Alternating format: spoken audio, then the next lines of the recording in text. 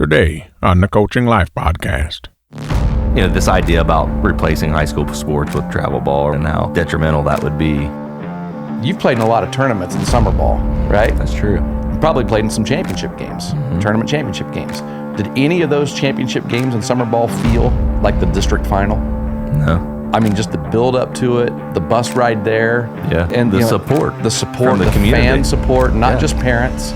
Yeah. Fan support, community support. It feels bigger, and it does. is bigger. It is. Oh, yeah, absolutely. One day, a couple of guys sat down for lunch and a conversation began. They talked about youth sports, how to be better coaches, how to be better parents, how to be better at developing young people. Not only for the games they play, but for life. That's what the Coaching Life is, a conversation. And we welcome you. Now, here are the hosts, Chris Stewart and Pat Martin. We're back. It's the Coaching Life Podcast. I'm Chris, sitting right across from my good buddy, Coach Pat Martin. How are you today, big guy? Coach, I'm feeling pretty good. It was good to be in town. It is good to be in town. Yeah. It is good There's to a see you. different feel. I was talking to someone about this the other day, that just not being able, me working from home for so long, and You're every day, right? 5 days a week? 5 days a week, and you miss the human interaction with people. You really do. Like, Oh, yeah. being present with people. And I noticed this before, during the middle of the pandemic, when churches weren't as full, when we were away from almost everybody for a certain period of time. But being able to come back and seeing some of my coworkers that I worked with for 6 years, 7 years, and being in the same building with them, it gives you this really good, fulfilling sensation in your body. It's difficult to explain. Are created for community. Yeah. I truly believe that. Yeah, I mean, humans, yeah. Human beings are created for relationship and community. We are not meant to isolate from one another. Right. And if we don't have to isolate from one another, we shouldn't be isolating from one another. I know that there's different personalities, and some are introverts, some are extroverts, but there's energy that comes from being around people. There is. And Yeah, it's, definitely. It's good to see you uptown here. I mean, even the last time we recorded, it's been since May 5th. Can't believe it's been that long. May 5th. Speaking of isolation, Yeah. good to be with everyone out there listening. People have missed us. We've gotten emails and texts and phone calls and letters. People are writing us letters saying that's not true. the text and the emails, though, the text and the conversations. I've had quite a few people ask, when's the next episode coming out? And you and I even talked about, should we even continue doing it? I mean, should we even do another season or whatever? And as soon as we decided to go ahead and do it, and we put it out there on social media, that's when I got a couple of responses. Actually, yeah. And, and one actually was from one of my relatives, which it's not just our relatives that listen, but it's this is a high school athlete who's becoming a college athlete now, just graduated, and I was actually surprised to hear that he's a regular listener. I mean, he said he was. I'll see if I can find the text, because he was really juiced. It was a really encouraging text. Also, I think I sent it to you. Yeah, you mentioned it to me. Not to steal your thunder there. I think what you'll say there is it's kind of different when you're just a different perspective of hearing people talk about certain things. Yes. When you hear things, from a different perspective, said in a different way, it resonates with you a little bit differently. Well, our goal for the podcast is to be useful. It's not just for, Morgan Freeman said there in our intro. How about that, by the way? That's pretty cool. You're talking about banging, What coming do right think? in with a Big bang in the new league. season. That's big league. Big league. We've had some people out there that wouldn't interview, wouldn't come on the show because we weren't big enough. Yeah, that's right. That's right. One of them just got knocked out of the Little League World Series. That's true. No, he was coaching the team in the Little League World Arizona, Series. right? Yeah, Arizona, yeah. Well, they got throttled. That Hawaii team is. Well, they are. We should amazing. talk about a little bit of Little League ball. We should, here. Okay, yeah. we will. Yeah, So anyway, amazing. I did find the text, by the way, and what you were saying is it's really encouraging to hear somebody else articulate why they like your show. Yeah. You know, because even though we began as just having a conversation, very specific conversations about youth baseball, we found ourselves having this desire to want to be useful to people, particularly, talking about some of our failures and things that, we've seen as failures in youth sports and things like that. And then if we're not being useful, there's really, in my opinion, I don't want to do anything that's not useful. I mean, it's just a waste of time. And a lot of times, we're not, it's not even the fact of saying, our thoughts are right or, more right or anything. It's just to begin that conversation, the discussion of, how can we be better? Because, hey, you can always be better. Absolutely. So I'm going to give a shout out here to Will Wickline. He sent me a text, said, Coach, super excited about the new season of Coaching Life. I was honestly about to text you this morning and ask when we're going to start it back up. See, he said we're, right? He's part of the family. Oh, there we go. Everybody listens. He's in the conversation. You guys are all part of the family, right? Yes. And he said, I've started listening just last month, and I've truly enjoyed it. A few have been really great, so great that I actually listened to one episode in particular, The Final Inning, 3 times. And he said, thanks for the props. I talked a little bit about him, I think, in one of the episodes or whatever. But then, as a follow-up, he said, you guys describe things in baseball that I see and understand, and I just cannot clearly describe it in my own words. For example, this morning, I listened to Throw It As Hard As You Can. Yeah. And he said, I said this all last year to our young guys. So he's talking about his high school team. And you guys really went into depth about it and made me understand more about what I was saying to them to help them. He said, I listened to the one where you guys were reading from the coach from Denison's book. That's Coach Mike Deegan. Yep. And he said, I was listening to that during my workout yesterday, and I wasn't doing extremely hard stuff. I was working with mobility and form rather than trying to outlift people in the gym. And then you guys talked about it, and I just really enjoyed it. He said, don't stop doing the podcast. I love you. And so it was that came, right after we said we're going to start recording again, a couple weeks ago, which is pretty cool.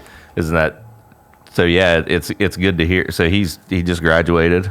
He did, and I believe he's going to Otterbein. And he's going to play baseball. Yeah, so that's good to hear from someone that's on that journey.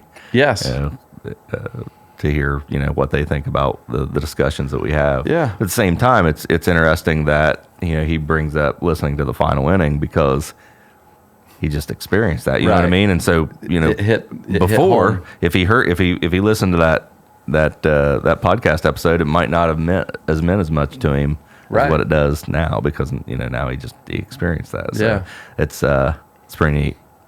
Yes. Appreciate that, Will. Yep, very much. We have to get him on here sometime because as we will have guests as usual. Hope right? so. I mean, like most of our podcasts are you and me talking.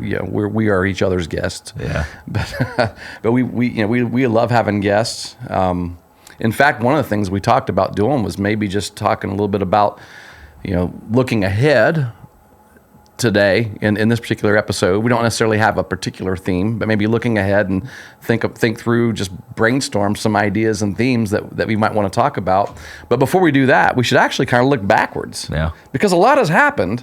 I can't believe it's been this long. In the last 3 months. We were just talking about it before, all the things that's happened since we last recorded. A lot of things have happened since you and I have sat down behind microphones and talked. Yeah, they have. Woo. One, in particular, happened right after our last episode, is you won. Coach Martin won his first TVC Ohio Conference Championship. So, Congratulations. Thank you. If I can find my cheering button. Natalie? No, that's not it. Gotta be Frank. Well, I can't find the... Someone's messed with our hot buttons here. What are they doing? Someone named Natalie, I guess. That used to be the applause button, but looks like I'm going to have to fix that. So congratulations on on that. That's a huge accomplishment. And your team did phenomenally there at the end of this, down the stretch. I know. We peaked. You never end the way you hope to unless you win the championship. Only if you're the one. Exactly. Yeah. But you guys made it to the district final. And, we came back. We're back to back district final. So they came back last year. I just special to me because I had a group of seniors that I knew it meant a lot to, and good leadership good group of guys, and really, it's not my TVC championship; it's theirs. And I was that's when I came in, when I accepted the position, that was one of the things that concerned me most was, how do I put these guys in the best position to get back to where they were. And they did that. And I think that they considered the season a failure because they didn't get further than where they got before. But they had a good year. So. Yeah, competitors always will feel that way. Yeah. Your son Jake, as a freshman, had a really nice year as well. He did. Caught almost every inning for you, didn't he? Yeah. Pretty close. That's tough. That's tough. And because he's also catching a former or a future Division I college pitcher. True. Yeah. That's true. And so that he came right in. Of course, that helps you in some cases too, as a catcher as well. I'm sure it did. Yes. Yeah, for sure. He knew he needed to be his best. He did a good job. One of the things that he was all league, right? He was all league. All team. Yeah. That's fantastic. Yeah, he did. He had a really good year. And one of the things I talked to Jake about when we decided as a group of coaches, who was going to be on the varsity and JV rosters, but once that decision was made, Dad coached up and decided that by himself. I was probably least in his favor of bringing him up, to be honest with you. I know. Listen. Trust me. I get it. I understand. You actually have some inside information on some of the decisions that I made this year. That's probably.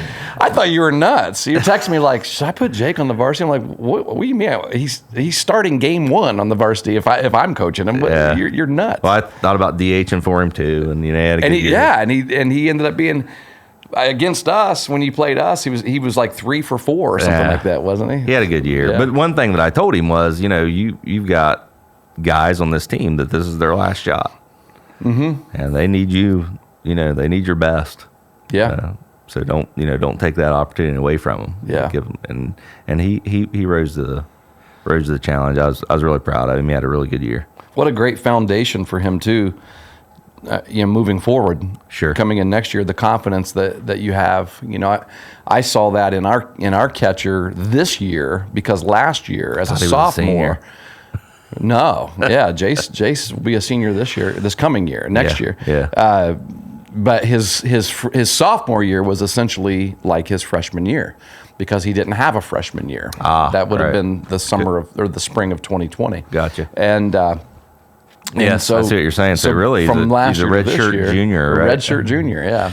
But he was just phenomenal. I mean, he was a good ball player. He took the leadership that you would expect a catcher to take. Mm-hmm. I really think that's one of the areas you'll probably see Jake. The physical things. Yeah, he'll mature a year physically, but he will have probably matured 3 years mentally. In this past year, and you'll see that. You'll see a huge difference, I think. Next year in that leadership. Well, we're going to need it because we lost a lot. We lost a lot of leadership, that's for sure. You still got your big horse. Oh yeah, absolutely. Yeah. Got big. And he's a strong leader. I mean, you had really strong leaders other than him as well. Yeah. I mean, you had strong senior leaders, but he was a really strong junior leader. Sure, he was. Yeah, for sure. In multiple different ways. Mm-hmm. But just being on the field, just stepping out there, he makes everybody better. That's true. It really does. Yeah, I saw that on different teams that he's played on this summer. Really? When if he wasn't there, it makes a difference. It was just just adds a little bit of swag to you. That's the way it is. Yeah, it's nice to have a guy like that. It's nice to have the cannon. That's right. That's exactly right. Looking forward to seeing him. This year. It's going to be fun. Sweet. Well, what else happened since May? Had the College World Series. We had some weird rules in the MLB. That's on another personal note, I'll talk a little bit about my family. My son Brock became the full-time assistant coach at Alderson Broaddus University. Right. And so that's a new role, a new gig for him. He was a volunteer coach last year, and he's still able to work as a personal trainer at the facility that he's working for in Bridgeport, Gorilla Fitness, a really cool place where he's actually the baseball coordinating, strength and conditioning guy. I didn't realize it was specified. They have the specific classes, but then they also have general classes because he also teaches he leads an adult class. It's actually an older adult class. I think they start at like 6 a.m. He gets his butt up and gets up there at 6 a.m. and he said he actually really enjoys this class. It's a bunch of older, like senior citizens that are there working out. Really? And they you don't go to Gorilla unless you're going to work. Yeah. I mean, it's not Planet Fitness. You're going to work. Nothing wrong with Planet. No. They may be a sponsor someday. That's right. That's right. Yeah. But it's like you're going to grunt. You can't grunt. I mean, it's a load. Yeah. If you have Instagram, you go check out a lot of stuff they do. They do a lot of Instagram videos, and it's pretty cool to watch. Gorilla Strength Sports is what it is on Instagram. But entire teams sign up to go work out with them. Usually it's groups of kids, athletes. If you're going there, it's because you're an athlete, or it's because you're retired and you want to just keep having somebody push the crap out of you and make you do some things that maybe you don't want to naturally do. I think it'd be good, talking about what we could look forward to is bringing Brock back on. Oh, absolutely. And talking about, maybe some things that, his perspective has changed as far as strength training and things like that, overall in general and from a baseball perspective over the last few years. That'd be fantastic because that's what he is in charge of. So he was in charge of strength and conditioning last year as a volunteer coach, but I asked him, I said, well, what are your responsibilities as full-time assistant? And this is what he sent me. He said, recruiting coordinator, strength and conditioning, hitting, catchers, outfielders, and baseball operations. Could have just said everything, bro. Coaches, everything. Yeah, exactly. So yeah, that is a load. It is. Well, in college baseball, you only get one paid assistant. I mean, and that escaped me. Yeah, it's an amazing thing. I'm talking about NCAA baseball. Yeah, that's a travesty. Absolute travesty.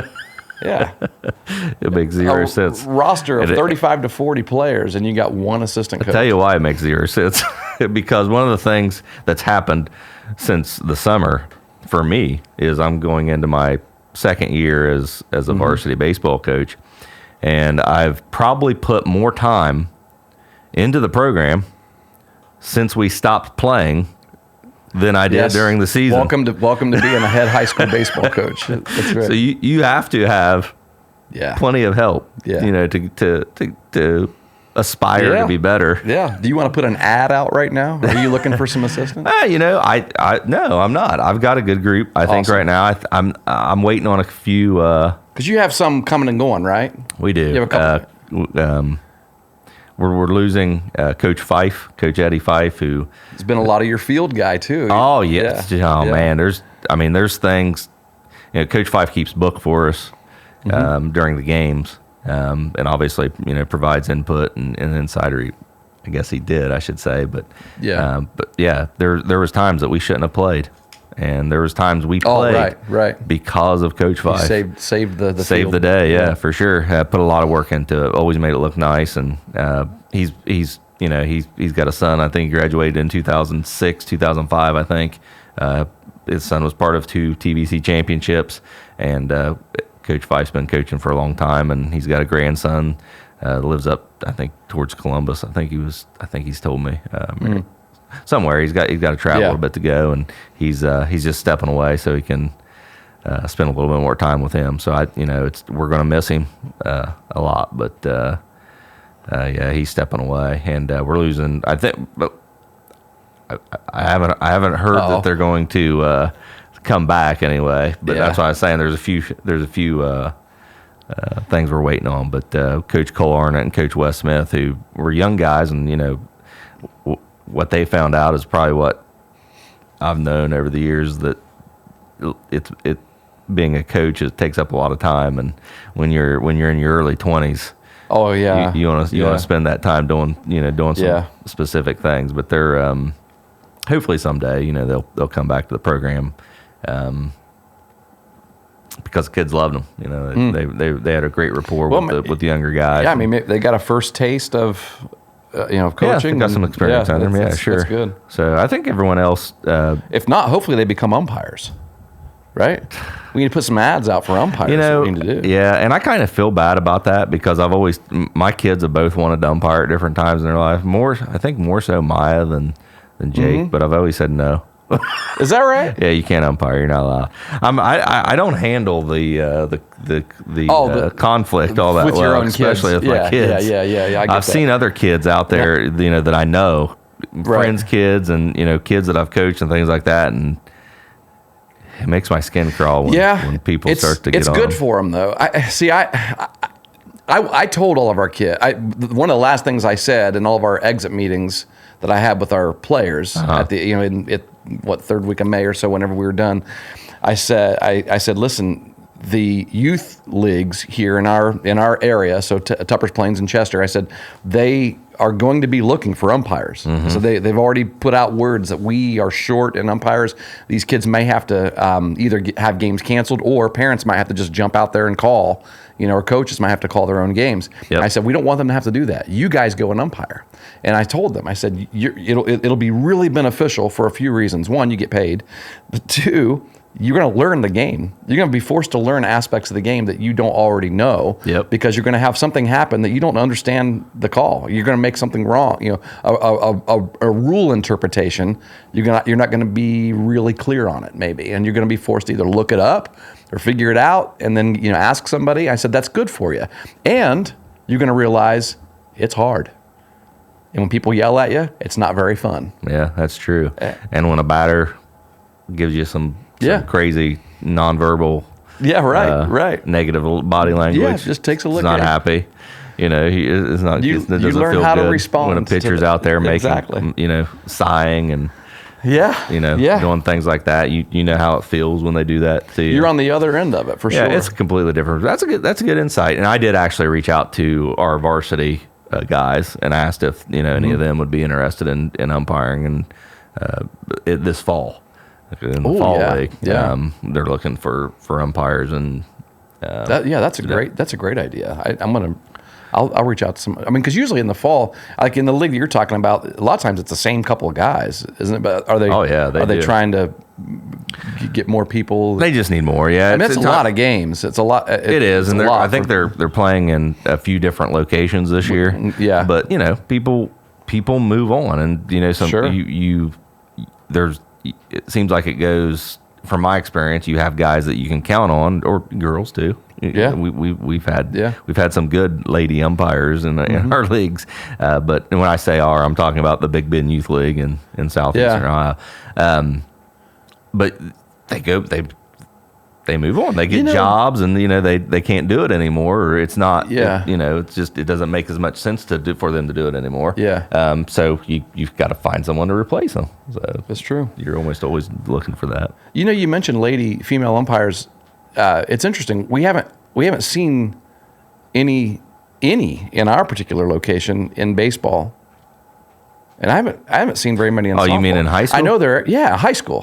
Yeah, I haven't either. It's interesting because in other sports, football, basketball, I have seen at least almost once a week. It seems like I would see. Oh, really? I haven't seen them around in the Athens area, around this area, and things like that. Like maybe not down in Meigs County along the river and things like that. But it is interesting that I'll be honest. I would think baseball would be the sport you'd want to officiate. I don't know why you'd want to do basketball.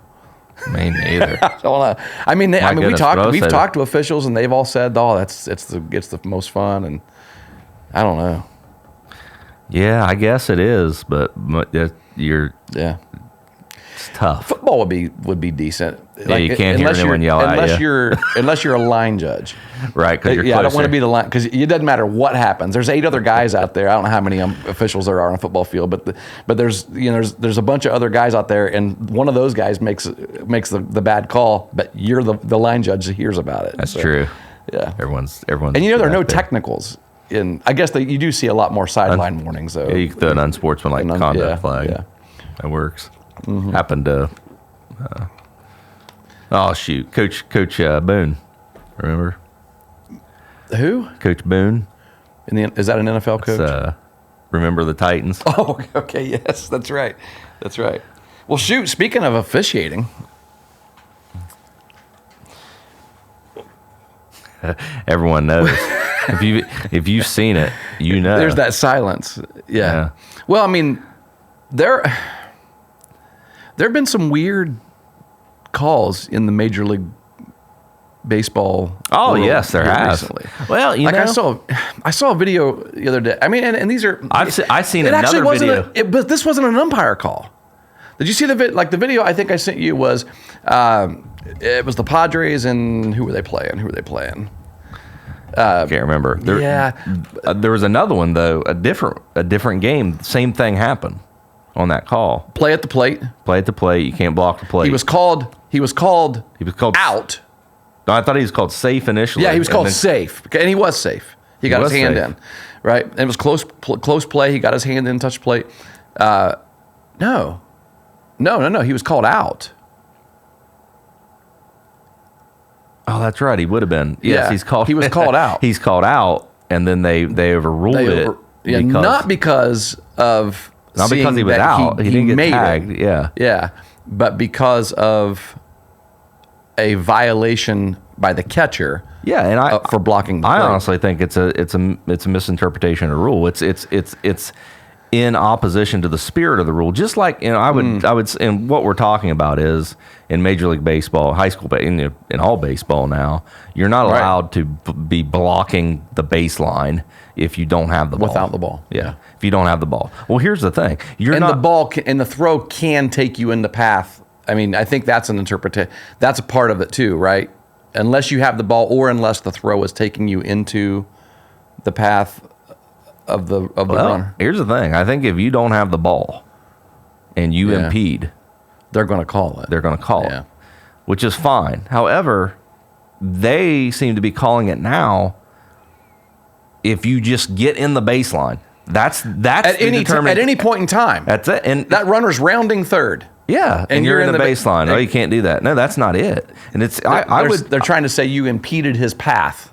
Yeah, exactly. I mean, that's the judgment. Right. Did the fielder in the baseline impede the runner's path? Just like you make a judgment call on the 3 feet on on a tag. Well, everybody runs I think you're talking 3 about that running lane down first base. Well, that's a whole other story. Geez. But I'm talking about on a tag, right? Yeah. If a fielder is making a tag on a runner, your baseline. Yeah. Yeah, but every runner runs 3 feet out of the baseline. If they hit a double, right, they're 3 feet out of the baseline. They're not automatically out because they ran 3 feet. It's on the tag. Well, but they're saying that's the established base path that you have in that arc, right, going around. Yeah. Right. Yeah. But if there's no tag, you can run. Right. You can run wherever you want. That's true. That's the skunk in the outfield play that they outruled, right? That's right. You're on first base, got a runner on third. Runner on first base runs out to right field. Right field. I know. What's the defense going to do? They're going to try to go get him, and then the runner on third scores. But I think it's ridiculous. They're and how can Major League Baseball? It just goes to show you that that's not baseball. I saw it on a tweet the other day. Something about baseball doesn't exist anymore, something like that. Yeah, something like that. And I'm like, no. You're looking in the wrong place. Turn on ESPN2 and watch Little League Baseball play. It goes to show that Major League Baseball is not baseball. It's not the universe. Baseball is bigger than Major League Baseball. Absolutely. Yeah. Well, and the problem is, and we see this in the NFL, we see it, you see it every year. I think the problem is the more rules you create, the worse the game gets. Yeah. The less watchable it gets, the less fun it is. You try to over-regulate every little thing because you're reacting to something that happened last year. Mm-hmm. That happens very, very little. Something that might have happened once out of 160 games. But we overreact to those things. It seems like for sure in the world of professional sports. But that was one. I mean, the College World Series it was phenomenal. It always is. But one of those teams, and I don't remember which one it was. And it's funny that you just tend to forget. Maryland, I think, actually got absolutely screwed on the running lane to first base. They lost the game and were eliminated on this play.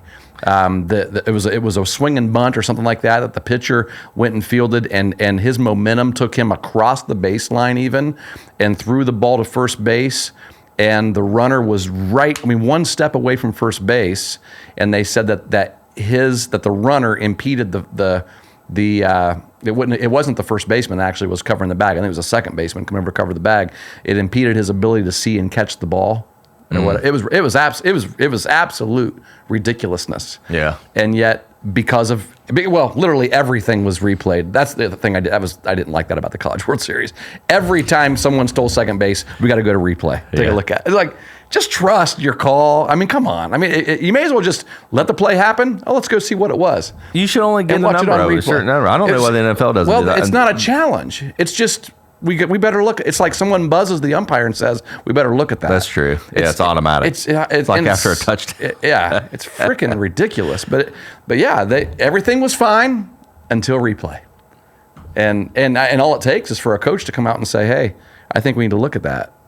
And if I'm on the other side of it, and you could benefit from it, why not? Why not go out and say, "Hey, I think we need to look at that." Yeah, if there's no limit, right? Yeah. I agree. Yeah, there was some wild things. I'm wondering if, it'd be interesting. I wonder what viewership numbers is like right now. I don't know. I wonder what viewership numbers is like for Major League Baseball since instant replay has been put in. I also wonder, there has been a sharp decrease in umpire quality in Major League Baseball. It seems like just like the last 4 or 5 Angel Hernandez training everybody or what? I get, yeah, exactly. And they all have chips on their shoulder. Like, it's just, you're ejected no matter what. Like, I just get sick of watching managers get ejected or players even. Yeah. Just like they just wait for buzzwords. Well, on the one call I was talking about, the play at the plate, after the replay, and the decision was made to call the runner. One of these teams that I saw was the Twins. The Padres coach comes out, the manager comes out, and before the umpire could even get his microphone turned off, he turns around and tosses him. Oh, is that right? So I guess it must just be an automatic, like you can't argue replay or something. You're tossed. But that I'm assuming, I don't know if that's a rule or not. But when I saw how quick that was, I'm like, oh, maybe it's like balls and strikes. People talk to me a lot. They're like, have you seen Tatis Jr. got suspended for PEDs? And I'm like, no, I didn't see it. And they're like, really? You didn't? They assume that because I'm a baseball guy that I see all that stuff. That I'm a Major League Baseball guy. Oh, right. And I'm not. Right. I'm not a big fan. I'd much rather watch. I'd rather watch softball World Series. I'd rather watch college softball, college baseball. I'd rather watch Little League softball. I just would. Yeah, right now is a pretty exciting time. The Little League World Series, and the Little League regionals just finished, and then we're getting ready for the World Series. And right, the softball World Series I think is either on or just finished. I think the Little League. They're a little, they're a little bit ahead. I'm not. Yeah. They haven't. It's not over yet. I don't think it's not. Okay. I don't think. Yeah, I have the MLB network, or not the network, but the app.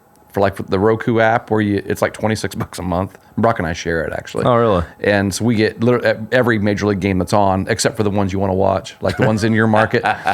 Cleveland and Cincinnati, we can't watch them. But Brock and I, we enjoy watching the Cardinals, and we we watch pretty much every Cardinals game and anything really. I'll flip through at night, and they have like a red zone type channel. They call it the MLB Extra Inning channel. Yeah, where they just it's like that. They go to the most exciting game at the time, and Aaron Judge right now, it's pretty exciting with him having the opportunity to potentially at least catch what swinging. Roger Maris's record was before McGuire, and everybody believes he's going to get to 62 probably. Whether he gets to 70, 71, we'll see. Is that the record?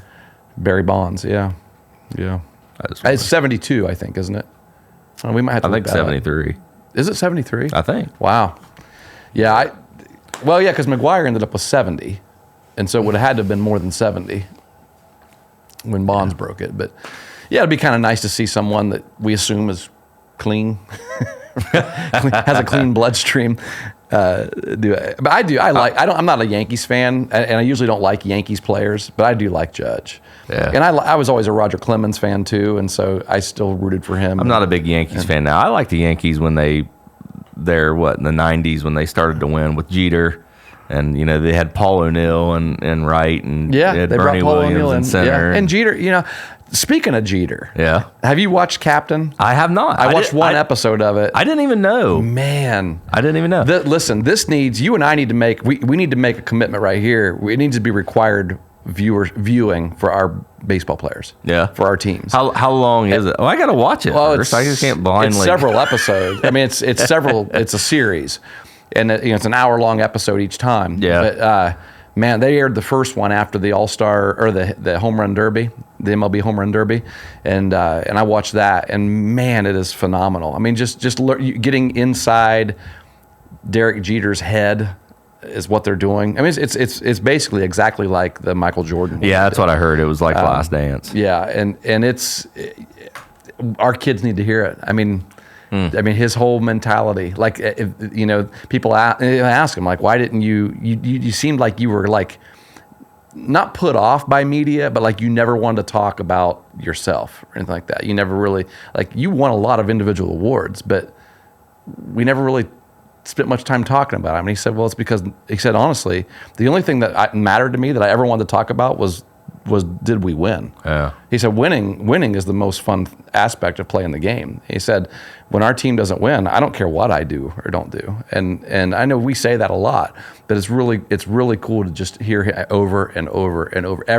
His whole life was aligned to winning, a la Michael Jordan. Same exact thing. I mean, Yep. There's a common thread there, a la who is playing right now in the NFL that you hear that from all the time. Joe Burrow. Oh, I thought you were going to go with Baker. Oh, is he still around? Yeah. Are we going to talk about Baker still? In season 7 of our podcast, while he's down in Florida, we're still going to talk about Baker Mayfield. You don't want to talk about Brown's quarterback situation now, though, do you? Not right now, no. Okay. We're going to skip that. Yeah. Transition.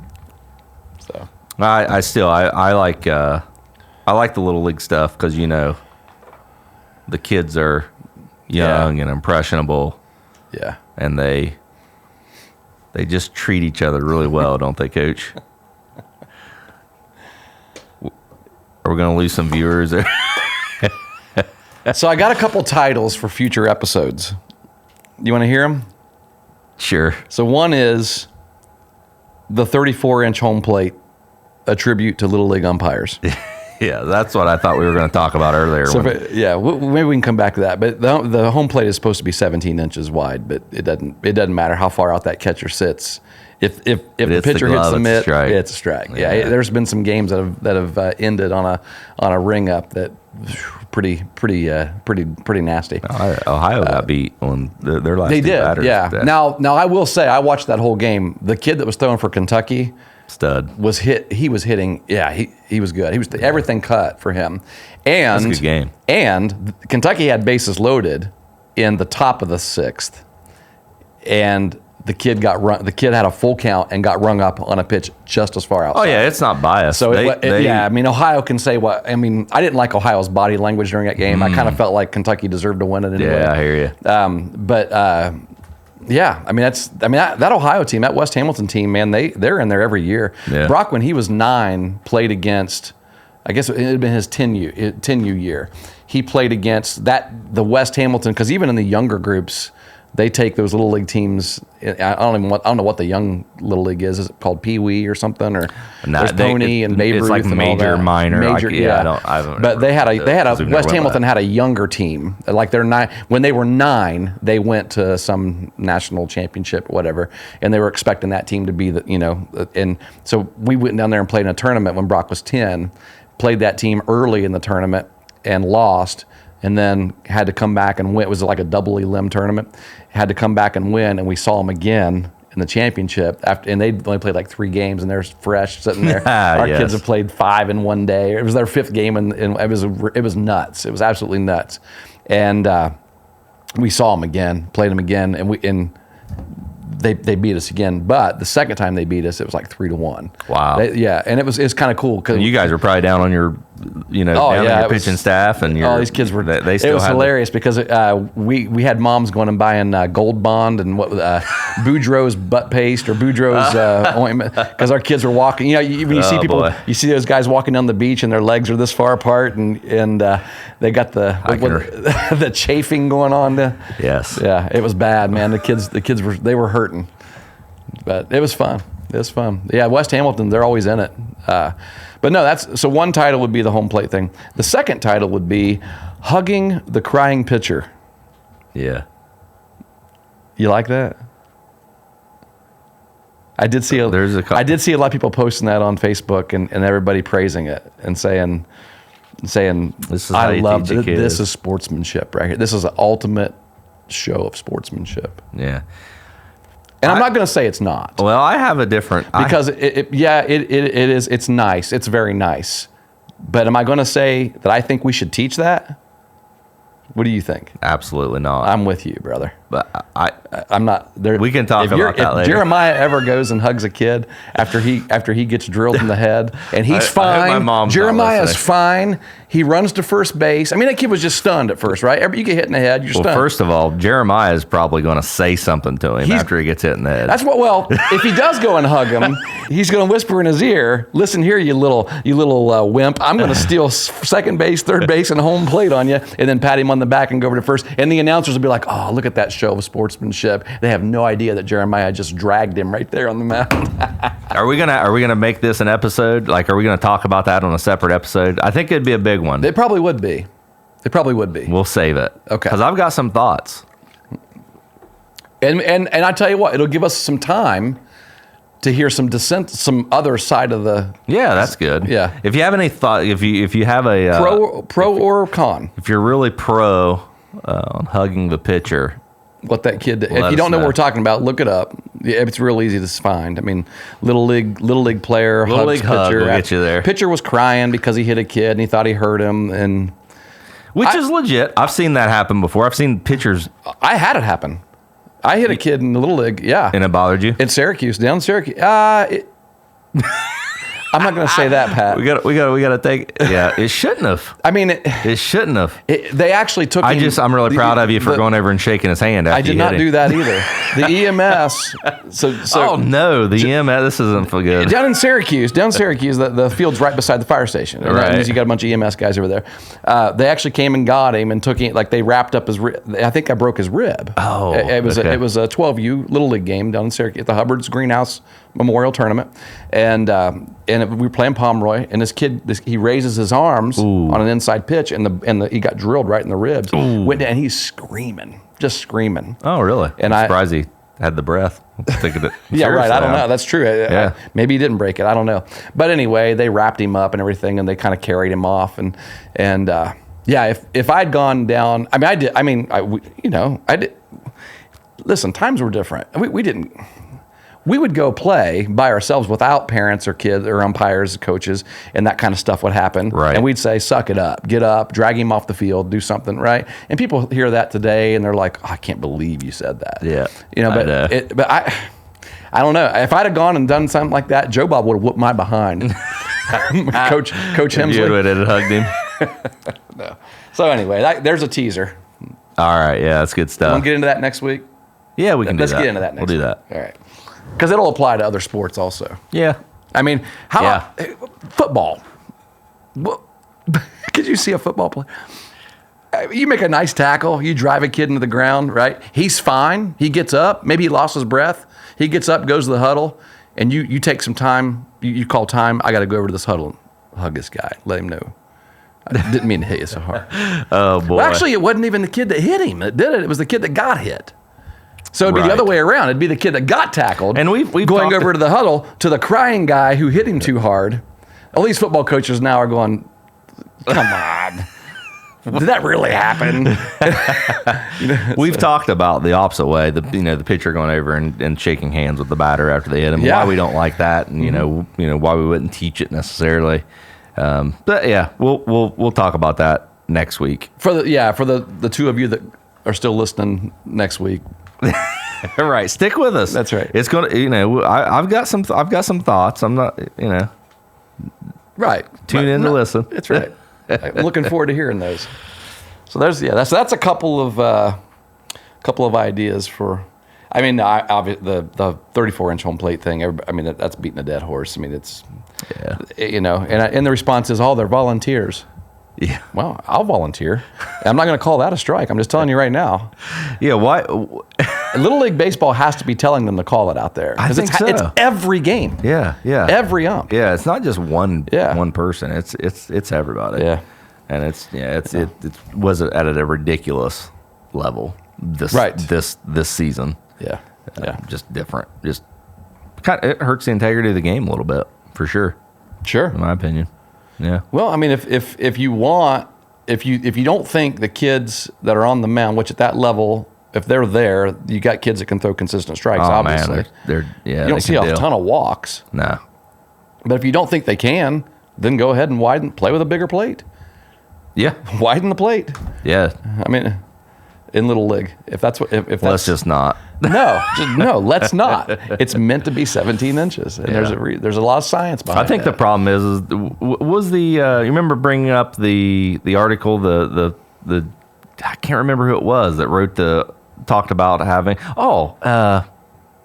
was it Cal Ripken that they use, I don't know. They use a Yes, it was 14-inch plate. I think it was Cal Ripken. Yeah. When he was on an interview or something, he was talking about their league uses or Cal Ripken baseball, or I don't know if it's Cal Ripken. I shouldn't say No, that. It wasn't Cal. It was a whole different league. It was a different league. It Yeah, uses a 14-inch it was plate. on another youth sports podcast. Yeah. Either that's you right. were listening to it or I was listening to it or whatever. I can't remember. It was really intriguing. Yeah. And they didn't see an uptick in walks. They actually maybe even saw better. Their goal was to develop pitching. I need to go back and look that up because that was really fascinating. Yeah. Yeah, as a high school baseball coach, developing pitching is a topic, isn't it? I think the last podcast that you and I did in May, I spent 15 minutes talking about it. I think. Really? About we've just got to develop more pitching. Yeah. And guys who love pitching, not just can pitch. I'd say like, that. oh yeah, I can pitch. But when you ask them, what position do you play? The first thing that comes out of their mouth is, I'm a pitcher. Yeah. And I also play shortstop or center field or whatever. But give me the ball. I think catching's like that too. Yes. Same thing. I'm a catcher. Yeah. We need both of that. Without a doubt. Yep. Cool. Well, you got anything else on your list? We've been talking about 45 minutes or so. Yeah, I think it's good to go ahead and mention our youth camps. Oh yeah. Eastern Eagles. Yeah, we both had youth camps this summer. You stole some of my players from Megs. I think that You didn't have any Eastern kids come to your I think camp? I'm going to report that to I told them to HSAA. come. Oh, you did? Yeah. I told Megs kids not to come to Eastern. We had a couple Megs kids. we did. The young boys. We did have some Eastern kids. A good group of kids from Eastern come to our camp. I think one of the Megs boys won one of our awards even in the younger. Braden Boland was who it was. He was a dirt bag. I can't remember if he... Yes. He won the Dirt Bag of the Week award, and he deserved that. He's a dirt bag. Yes. I got a story to tell you, but I can't. You can't tell it? I can't tell it on air. Oh, wow. Yeah, it's good stuff. Okay. Good story. about Braden. Cool. I'm looking forward to getting him in the program. So yeah, I'm gonna work on him. You stay away from him. Hope no one from the OHSA listens to our podcast. No, we're not doing that. We're not working on him. So. Nah, we've talked about in the past how high school sports, this idea about replacing high school sports with AAU or travel ball or whatever it is that you're playing, and how detrimental that would be to our kids, because there is something, majestic is the word, about playing with your friends and playing with a group of people that are from the same area. Yeah. And as a coach, I want my guys, my kids, to excel. You know what I mean? Not to say there's not good kids at Eastern or the Southern School District or anything like that, but I'm excited about coaching my kids. Yeah, and you're talking about from the one you see them as your kids. Yeah, when you're seeing them play as third graders. Yeah, that's that's your developmental group of kids. Absolutely, right. I'm with you there. I had a chance to go to several of our middle school teams games this year, both 7th grade and 8th grade, and they both did well. I'm really excited that our small school district actually can field a 7th and 8th grade team. Yeah. Meg's didn't have a 7th grade team or an 8th grade team. I'm sorry. But yeah, and even in the youth leagues, we had 2 12U teams, I think, in Tupper's Plains. Had one 12U team. Is that right? No.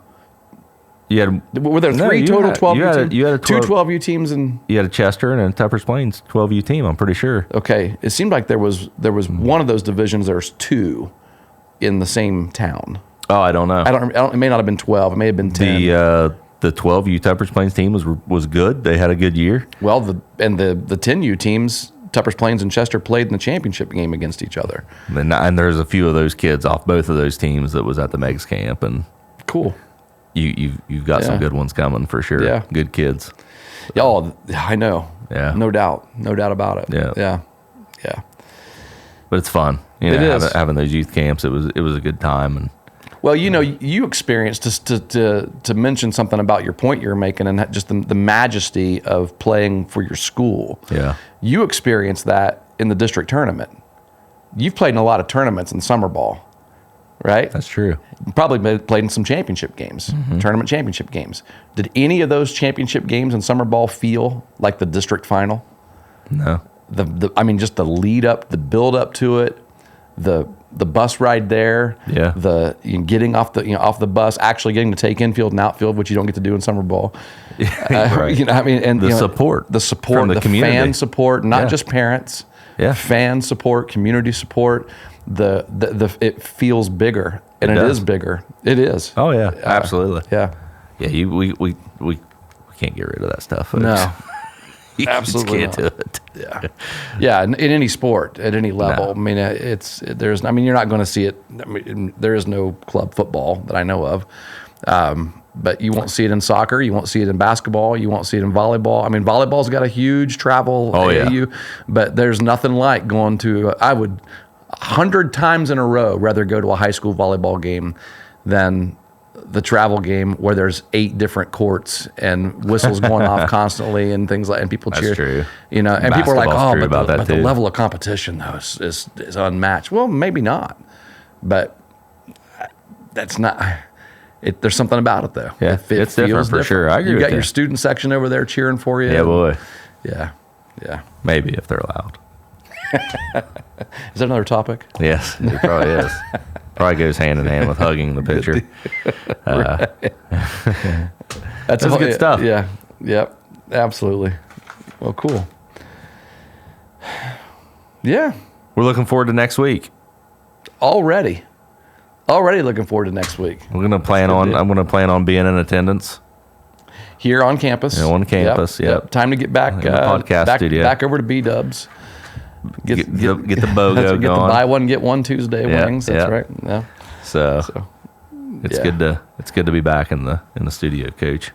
Absolutely. It's good to have you back here. Hopefully, we'll be able to be an encouragement for some people this year, and won't annoy too many people. The thing about being annoyed as a podcast, there's this really cool thing called a stop button and a delete button. If you don't like us, just delete. Unsubscribe. Don't do that. Yeah, you don't tell people that. So tell us if you don't like us.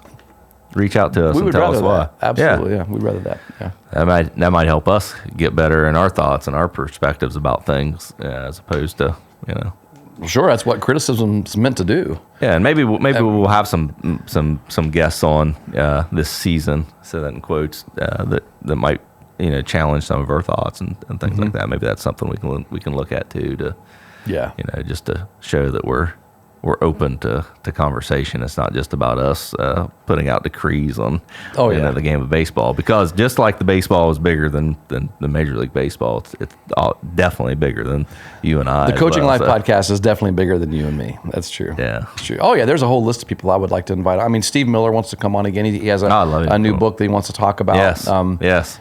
Really, really cool concept for that book. I got a number of different Ohio University athletes I'd like to bring in. Oh, that'd be great. That I have weekly contact with. I think it'll be a lot of fun. We'll see. I'll say it right now. Put it out there right now. I want to get Christoph Atkinson in here. He'll probably be the starting center this year for OU football team. Okay. And Christoph goes to our church, and he is a hoot, man. Is that right? He's awesome. We need to get him in here then. Yeah, for sure. His parents are really wonderful people. His mom is from Ireland, and I believe his dad is Scottish, but Christoph grew up in Virginia. Yeah. So I love listening to John and Tracy talk. Christoph doesn't have the accent, but yeah. But we'll get Curtis in here too. Curtis Rourke, Nathan's brother. Nathan's tearing it up. Yes, he is. Yes. Jeez Louise. Boy, it'd be nice if we could get Nathan back on. We need to, because his audio was. I still. Oh, that's right. I still cringe about that. That's right. It's such a good episode, but his mic didn't work. And it worked for our headphones. And we thought he was recording, but it didn't work on the recording. And we had to, But we will for that reason. I'll let Nate know. Yeah. If you want to see some good football, a good quarterback play right now, it's the Lions, right? The BC Lions. BC Lions, yeah. Look him up. Nathan Rourke. He's slinging it. Yeah. Maybe he'll talk to us the week before the Grey Cup championship. I'm already calling it. They're going to be in it. I tell you. Yeah. They're looking good. Yeah. Yeah, fun stuff. The Winnipeg Blue Bombers they're the number one overall team, I think, in the CFL right now. I think they were undefeated last time I looked. That's the only loss that the BC Lions have. I actually ran into a Blue Bomber, a retired Blue Bomber. Yeah, in you Florida. told me that. Yeah, it was wild. We were sitting eating seafood, which we ate every night. My goodness, it was good down in St. Petersburg. I miss it.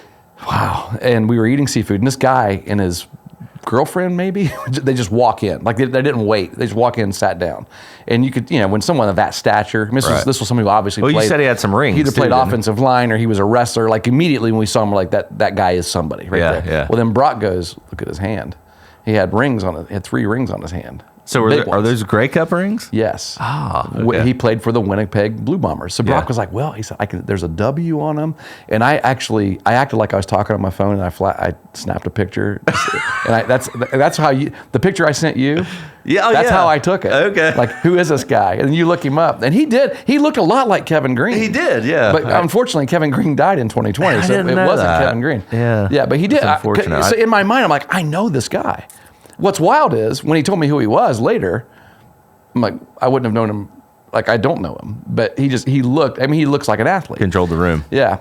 Yeah. Right. Yeah. Well, I didn't ask him while we were there. We got up and left, and it was just like, well, it's just going to be a mystery who this guy was.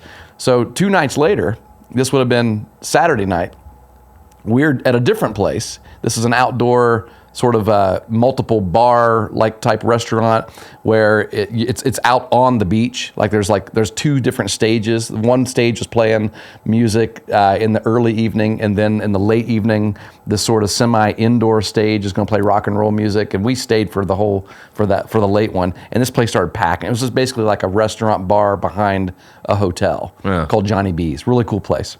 And we're sitting there, and I'm like, there's that guy.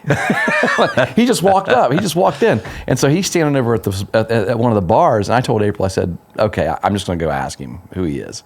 And so I walked up to him. I said, hey. I'm like, hey. And he looked at me. He's like, hey. And I said, I just want to shake your hand. I said, the other night we were having dinner, my family and I, and you came in, we're sitting right across from us, and I said, we were staring at you all night long. I don't know if you noticed this or not. And he goes, I don't remember. And I said, well, what we were staring at was your hand. I said, those rings. I said, I'm like, this guy has to be somebody. Who'd you play for? And I was thinking he played in the NFL. And he said, I played in the CFL. And he said, these are Grey Cup rings. I won 3 championships, my team did. And he played for the Winnipeg Blue Bombers. His name is Dave Black. And you can look up Dave Black on the internet, and you see a picture of him. He's got long blonde hair. He's a big dude. He's been retired since the late 90s, I think. I chatted with him there for a little bit. He's like, so what's your name, buddy? And I told him, Chris, I said, believe it or not, Dave, I got a really good friend who's playing in the CFL right now. And it's like saying, it's like telling somebody, well, Joe Burr, Joe Burr, oh yeah, sure, right? Because he said, oh yeah, who is it? I said, Nathan Rourke. He's like, oh yeah, everybody knows Nathan. He said, he's an awesome kid. I said, no, seriously. I said, he went to Ohio University. I said, and he went to my church. I said, Nate's a family friend. I said, I text him actually on a regular basis. I texted him last week to say, awesome, we're still watching you. You're tearing it up. And he's like, yeah. He said, he's a fun one. He said, I honestly don't think he'll be in the CFL very long. Yeah. That's exciting to hear. I thought about that too. I know. I mean, I know the Browns just signed a defensive end from the USFL. is that still a thing? Yeah. USFL. Jake went with some friends to Akron to I'll be darned. Canton to watch Oh yeah, watch the championship, the USFL championship. that's where they played them. Yep. Son of a gun. Yep. Didn't realize that. And they play USFL's a summer league, right? Yes. Yeah. I didn't realize CFL started so soon. I didn't either. You're like, yeah, I mean, they're 6 games in right now. Yeah. Or 7. So Yeah. yeah. But no, anyway, yeah, we'll reach back out to Nathan again. Good deal. Yeah. Good stuff. Maybe get him on remotely while Curtis is in here. Now we got to give Curtis his own time. Yeah, probably. Yeah, he's not just Nathan's brother. Curtis is gonna have a year. I feel it. He's gonna have a great year. Good deal. So Cool. all right. All right, Coach. Good talking to you. Yeah. Good talking to you. See you next week.